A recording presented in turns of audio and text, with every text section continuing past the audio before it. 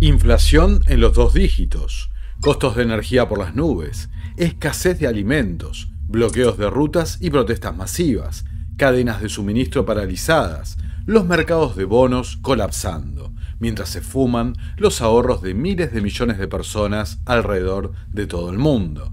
La economía mundial ha colapsado. By the powers that the Constitution has vested in me and in accordance with current regulations, I declare a bank holiday as of tomorrow.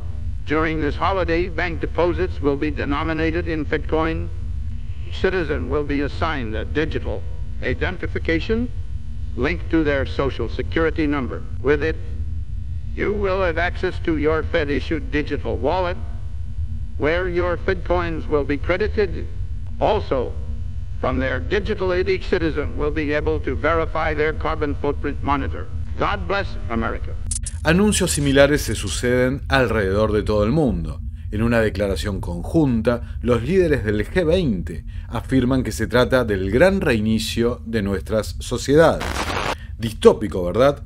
Pero ¿qué tan lejos crees que estamos de esto en realidad? Pero antes, te invito a compartir el material y darle like para que llegue a más personas. Dicho todo esto, soy Nicolás Martínez Laje y esto es Terapia Liberal. Vamos con la intro.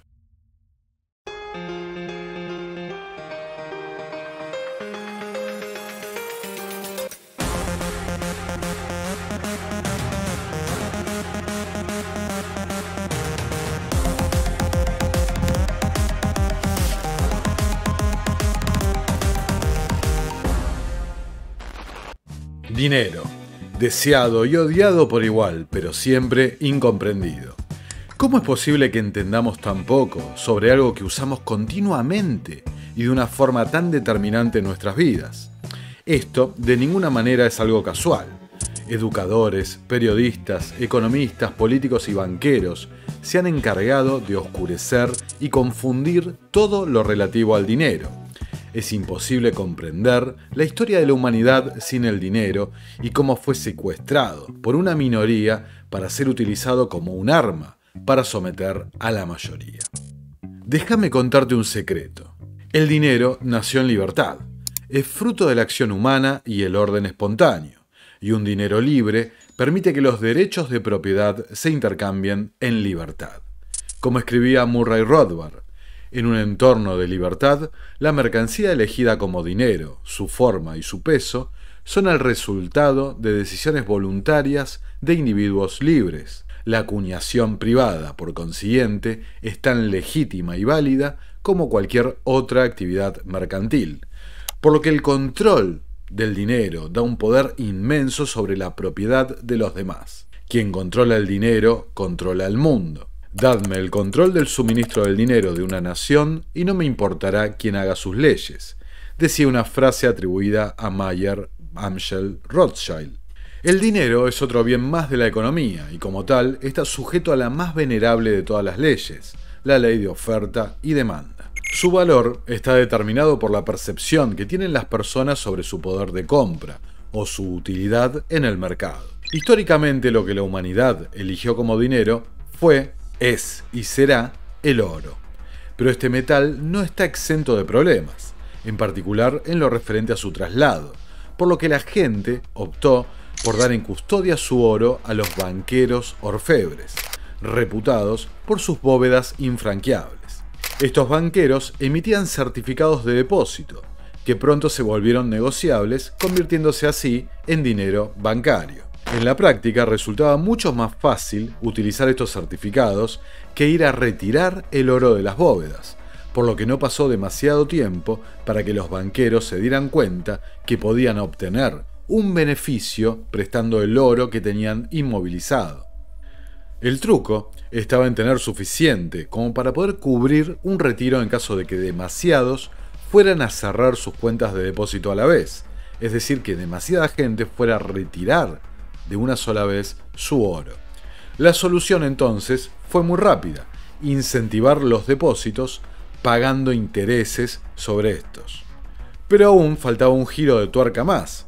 Los banqueros comprendieron que no era necesario mover el propio oro, sino que alcanzaba sencillamente con imprimir certificados nuevos. Habían encontrado la clave de la alquimia profana: crear dinero de la nada. Rápidamente los banqueros se volvieron un poder en sí mismos y lograron sentarse en la misma mesa junto a los obispos y al rey. Y de esa relación comprendieron que si su negocio era la deuda, no podían pedir mejor cliente que aquellos que obtienen sus ingresos mediante la fuerza, por lo que no tienen límite alguno ni restricción en el gasto. Esta complicidad entre los gobernantes y los banqueros, que perdura hasta nuestros días, se resolvió con la creación de una institución que beneficiaría a ambas partes, siempre en perjuicio del pueblo. Estamos hablando del Banco Central. Aunque no fue el primero, el Banco de Inglaterra fue el modelo en el que se han basado la mayoría de los bancos centrales modernos.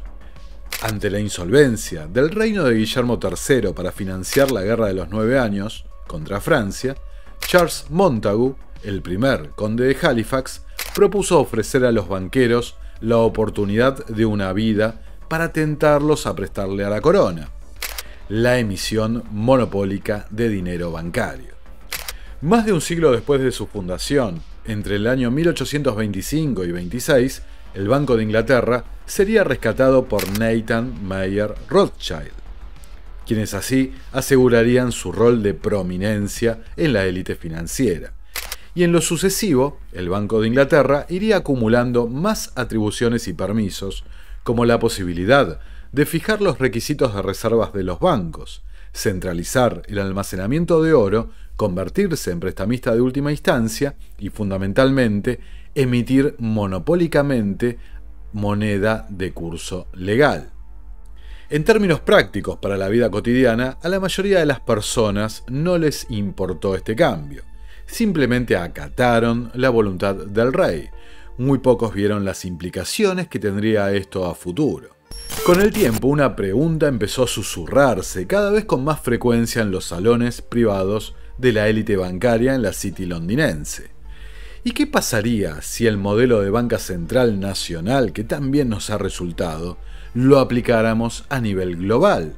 Un banco central para dominar el sistema monetario mundial. Se necesitaron 2 guerras mundiales, 2 intentos fallidos de crear una moneda única global, el Bancor y el UNITA, la resolución de adoptar una moneda fiat de reserva global, el dólar estadounidense, y la creación de la estructura burocrática de las Naciones Unidas, el Banco Mundial para endeudar a todos, el FMI para rescatar ese endeudamiento y el BIS para coordinar todo ese movimiento de capital.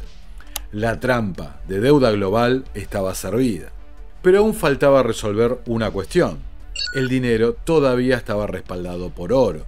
Y pese a decisiones como la Orden Ejecutiva 6102 de Roosevelt, que prohibía el acaparamiento de monedas de oro, lingotes de oro y certificados de oro dentro del territorio continental de los Estados Unidos, en el extranjero claramente sí se podía atesorar, y cada vez más gobiernos sospechaban que el aumento del gasto público norteamericano, más que nada impulsado por la temeraria guerra en Vietnam, no estaba respaldado por el oro que afirmaban mantener en las bóvedas de Fort Knox. Richard Nixon, en 1971, fue entonces quien anunció que a partir de ese momento el respaldo de la moneda de reserva global sería la nada.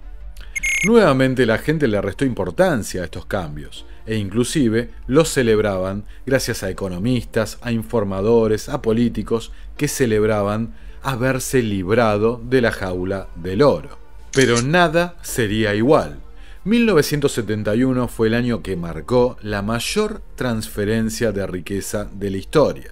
Gracias a entender cómo funciona el sistema es que la élite parece estar siempre un paso adelante. No son infalibles, desde luego, pero se dedican con precisión a amañar el sistema para su beneficio. Por eso eran conscientes de que no se podía engañar para siempre a la gente. Por eso, mientras Nixon pasaba la historia como la cara de la estafa, las élites creaban think tanks como la Comisión Trilateral o el propio Foro Económico Mundial, diseñados exclusivamente para avanzar en el camino hacia el nuevo orden mundial económico. Vendrían teóricos como Milton Friedman, que propondría que el sapo se cocina mejor a fuego lento, con su target de 2% de inflación anual. Iríamos de burbuja en burbuja, ¿no? Por ejemplo, la crisis del 87, los 90, la .com. La globalización y el boom tecnológico facilitó la adopción del dinero electrónico, e iríamos de crisis en crisis hasta la crisis financiera global del 2008, con la caída de Lehman Brothers como su símbolo. La era de la moneda fiduciaria había comenzado su final. I don't believe that we should ever have a good money again before we take the thing out of the hands of government. So we can't take them violently out of the hands of government. All we can do is, by some sly roundabout way, introduce something they can't stop. Pero también en 2008 aparecería, aparentemente, la reacción a esta pérdida de valor de la moneda. Vería así la luz Bitcoin, una moneda digital descentralizada respaldada por energía. Un concepto muy similar al que propusiera el mismísimo Henry Ford en 1921, de reemplazar el oro por una moneda energética que podría romper el control de las élites bancarias sobre la riqueza global y poner fin a todas las guerras. Curiosamente, el mismo leitmotiv que tenía Cecil Rhodes y su sociedad secreta, que hemos trabajado en un documental imperdible. Bajo el sistema de moneda energética, el estándar sería una cierta cantidad de energía ejercida durante una hora que equivaldría a $1, decía Henry Ford. Extrañamente similar al concepto que propusiera el movimiento tecnocrático en 1934, de un sistema económico sustitutivo del capitalismo basado en créditos de energía. Bitcoin también está desarrollado en torno a la función de hash SHA-256, creada por la Agencia de Seguridad Nacional, la NSA, y todo su concepto es notablemente similar a lo que se describía en un artículo de la propia NSA publicado en 1996, titulado «Cómo hacer una menta, la criptografía del dinero electrónico anónimo». Junto a Bitcoin se introdujo al público la tecnología blockchain, una tecnología que permite que sus operaciones sean altamente rastreables, por lo que no hay transacciones digitales anónimas. Al punto que el artículo anteriormente citado refería a la importancia de rastrear, de ver en tiempo real los grandes movimientos de dinero, lo que luego sería bautizado como los movimientos de las ballenas. Pero más allá de lo que podamos pensar, lo cierto es que gobiernos e instituciones globalistas han estado observando pacientemente el desarrollo y crecimiento de la tecnología blockchain durante los últimos 15 años, con el fin de adoptarla para sus propósitos.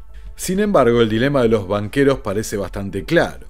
¿Cómo restablecer la fe en el dinero, manteniéndolo controlado y distribuido desde la banca central, totalmente fuera de las influencias del mercado? La respuesta tiene un cariz psicológico, dándole un anclaje ideológico al valor, a lo que respalda a la moneda. La respuesta es el carbono.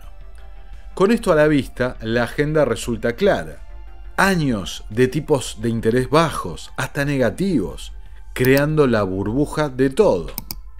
Hasta que un día se decidió detener al mundo, avanzando así en la digitalización forzada de la ciudadanía. Mientras tanto, se experimentaban con rudimentos de sistemas de puntajes sociales, llámese códigos QR, pases verdes, etcétera, etcétera. Y con la oferta paralizada y las cadenas de suministros rotas, el paso siguiente era estimular la demanda con los rescates. Un plan que, como hemos mostrado, se hizo público en el 2019 con el paper de BlackRock titulado Going Direct. Y finalmente llegaría el tiro de gracia, un conflicto global que facilitara la disrupción de la cadena de alimentos y la implementación de políticas de emisiones cero, diseñadas exclusivamente para producir escasez artificial de energía.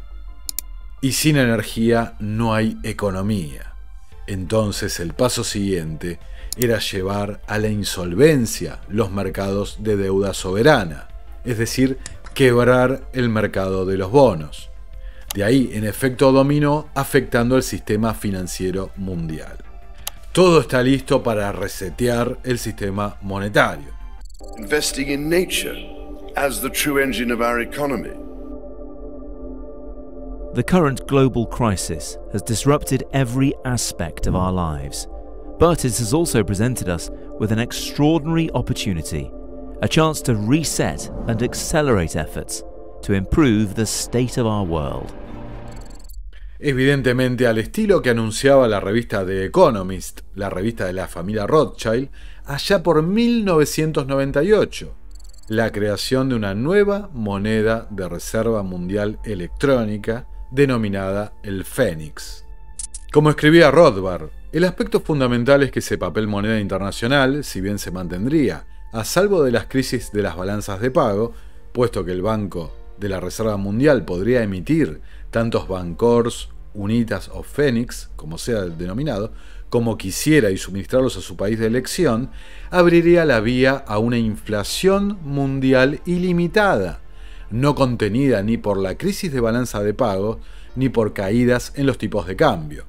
El Banco de la Reserva Mundial sería entonces el todopoderoso centro de decisión respecto de la oferta monetaria mundial y su distribución nacional. El Banco de la Reserva Mundial podría someter al mundo y lo sometería a lo que creyera que fuese una inflación sabiamente controlada. Por desgracia, nada podría impedir entonces que la inflación se desbocara en el mundo y condujera a un inimaginablemente catastrófico holocausto económico. Nada, excepto la dudosa capacidad del Banco de la Reserva Mundial para afinar con acierto la economía mundial. Recordemos que ese artículo de The Economist preveía la implementación del Fénix para el año 2018. Nada mal con la programación predictiva a la élite, como podemos ver. Dimensiones, 3 prioridades. La primera es hacer el mundo más resiliente, porque definitivamente tendremos que enfrentarnos a otras sorpresas. Cisnes negros les llaman, tal vez diferentes tipos de virus.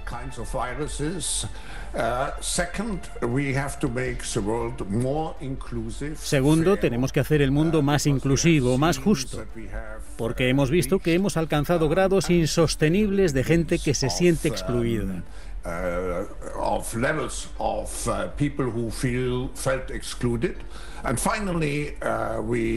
Finalmente, tenemos que hacer que el mundo sea mucho más verde. Tenemos que poner toda nuestra energía en la descarbonización para evitar una gran catástrofe en el futuro, de la que hoy tenemos las primeras señales.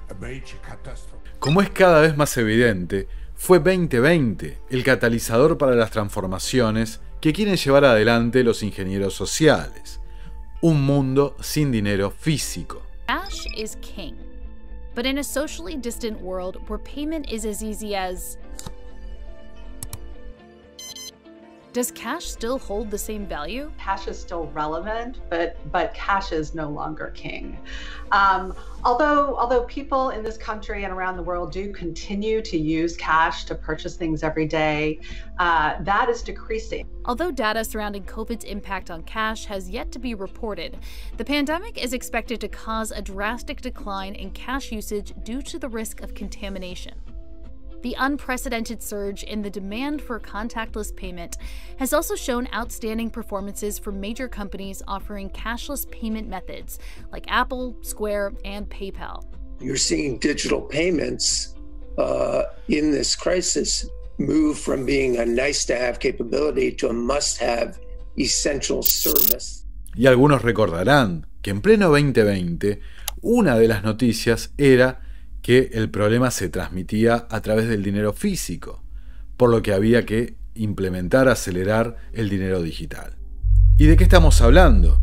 De la próxima evolución del dinero, las CBDC, dinero digital emitido por los bancos centrales, cuyo respaldo será ni más ni menos que nuestra obediencia al régimen que quieren instalar. siempre justificado en el uso de carbono y en la supuesta emergencia climática. Según el rastreador de monedas digitales de Banco Central de Atlantic Council, 112 países, que representan más del 95% del PBI mundial, están explorando la CBDC. 11 países ya han lanzado una moneda digital, incluidos Nigeria y numerosas naciones del Caribe. 14 países están probando programas pilotos: Corea del Sur, Tailandia, Arabia Saudí, Suecia, China. Próximamente se estarán sumando la India, Turquía y Brasil, entre otros. Entre las características que mencionan decenas de white papers, documentos e informes oficiales que tendrán la CBDC, se destacan las siguientes. Tendrán fecha de caducidad, es decir, que tendrán vencimiento, simplemente un día las perderás. Tendrán tipos de interés negativos sobre el ahorro, es decir, que no podrás acumular CBDCs.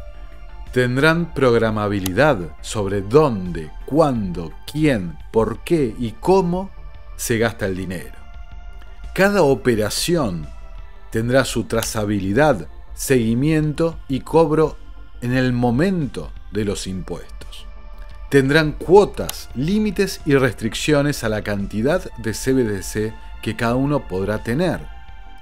Tendrán capacidad para agregar o eliminar fondos de forma remota por parte de las autoridades centrales. Es decir, que apretarán un botón y tu dinero desaparecerá.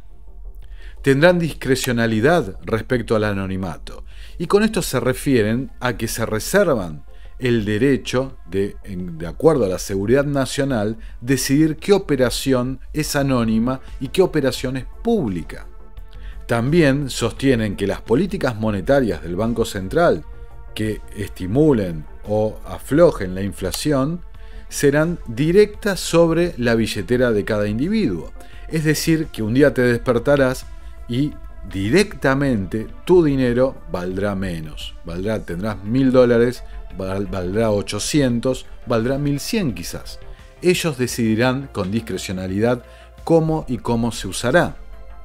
En otras palabras, las CBDC estarán atadas al sistema de puntuación de crédito social vigilado y controlado por una inteligencia artificial, por un algoritmo programado por estos mismos globalistas que afirman cada vez que pueden que hay demasiada gente en el planeta.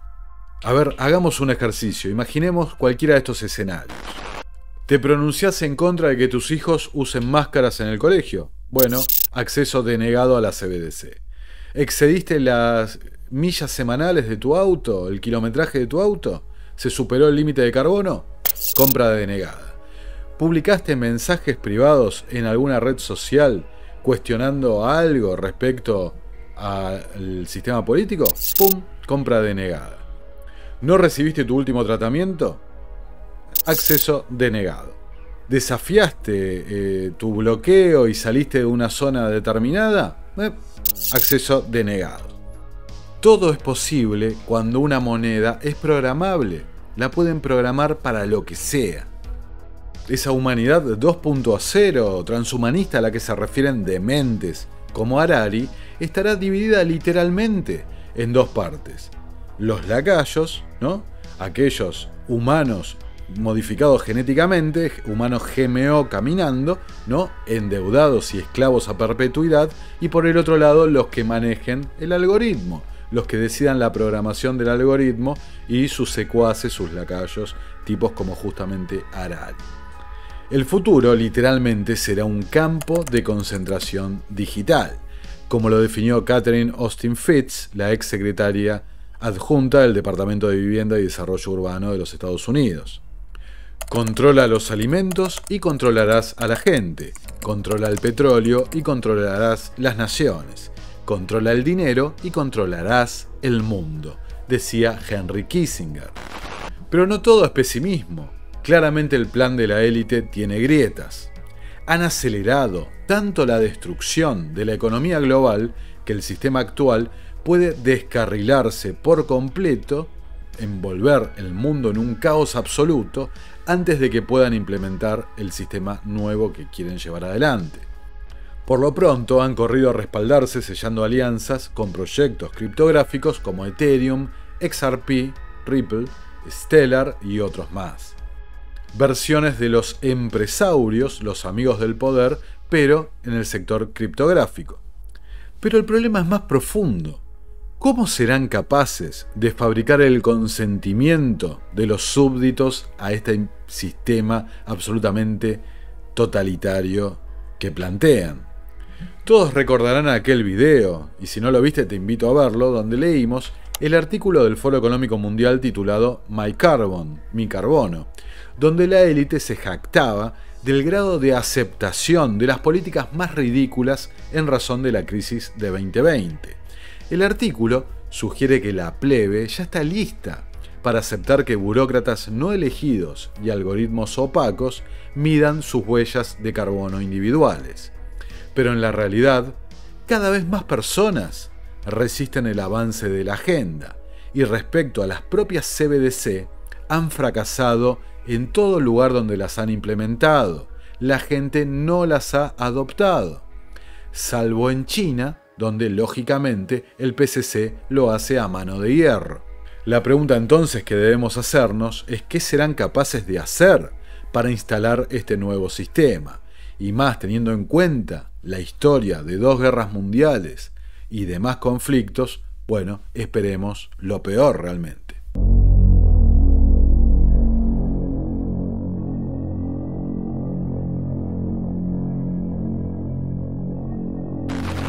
Y el problema siempre es que el público solo se limita a encogerse de hombros, a aceptar resignados la ingeniería social, las intervenciones sobre sus vidas, como que es algo, y bueno, el gobierno, los líderes, los expertos, todo el que sea, dice que es así. Aceptar la esclavitud, la mentalidad de servidumbre. Our analysis on CBDC, in particular for the use of general use, we tend to establish the equivalence with cash, and there is a huge difference there. For example, in cash, we don't know, for example, who's using a $100 bill today. We don't know who is using a 1,000 peso bill today. Lo que no nos detenemos nunca a cuestionar es que ni Carstens ni nadie tiene la autoridad ni el derecho de saber o conocer nada sobre el uso que le damos a nuestro dinero o nuestros registros médicos, comunicaciones o cualquier otra cosa. Pero ten en claro una cosa, si tu gobierno aprueba una CBDC, cada médico que visites, cada comida que vayas a comer, cada viaje que vayas a realizar, cada compra que hagas y cada dólar, peso, lo que sea que poseas, serán rastreados en tiempo real por tu gobierno y para el resto de tu vida y de la vida de tus hijos. En última instancia, el plan de la élite globalista está condenado. ¿Por qué? Porque busca extender una visión del mundo jerárquica y elitista que es completamente antinatural y está agotada.